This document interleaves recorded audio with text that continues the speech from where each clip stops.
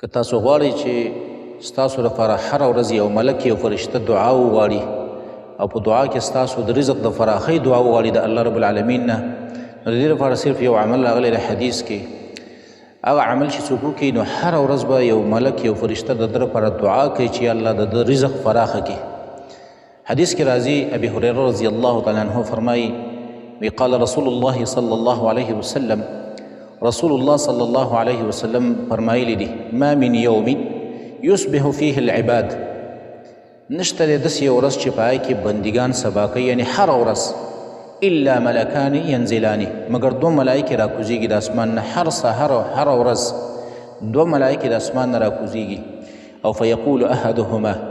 یو ملک یو فرشته پکې داسې دعا کوي چې اللهم اعطي منفقا خلفه،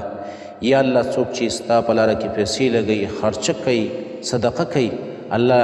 د هغې عوض ورکوي یا رب العالمین. دا ملک او دا فرشته داسې دعا کوي. او ویقول الاخر، هغه دویمه فرشته داسې دعا کوي چې اللهم اعطي ممسکا تلفه، یا الله څوک چې پیسې نه لګوي، بخیل دی، صدقې نه ورکوي، د هغې په مال باندې هلاکت راولي. نو اوس که غواړئ چې یاره دا فرشتې په دې دعا کې موږ راشو،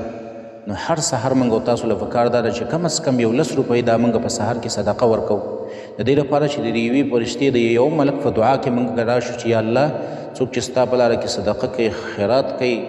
خرچه کوي، یا الله ته هغې له نعم البدل ورکړي، د هغې په مال کې فراخي راولي، برکت پکې راولي. د هغې فرشتې په دعا کې به موږ راشو او د هغه دویمې فرشتې د خیرونه به موږ بچ شو چې هغه داسې خیرې کوي چې یا الله څوک مال نه لګوي نو د هغې په مالونو باندې هلاکت راولي. کم از کم یو 10 روپۍ دا په سحر کې په جب کې دی، هر سحر چې را پاسېږي دا 10 روپۍ صدقه کوئ. بل حدیث کې راځي، حدیث قدسی دی، الله رب العالمین فرمایي وی ابن آدم،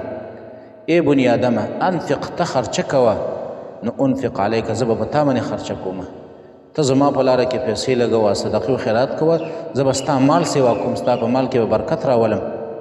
یو بل حدیث کې راځي، رسول الله صلی الله علیه وسلم دا وفرمایل وی سبق درهم 100,000 درهم،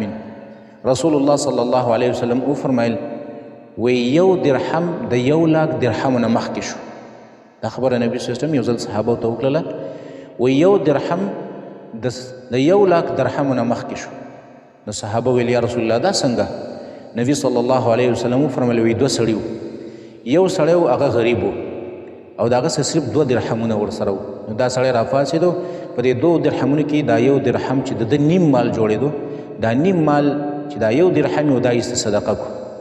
هغه دویم سړی مالدار او ډېر زیات فراخه مالونه و، دا ورلی او خپل مال نه صرف 1,00,000 درهم راواخیستل، هغه یې صدقه کړله چې هغه 1,00,000 درهم نیم مال د ده نه و بلکې د مال یوه برخه وه.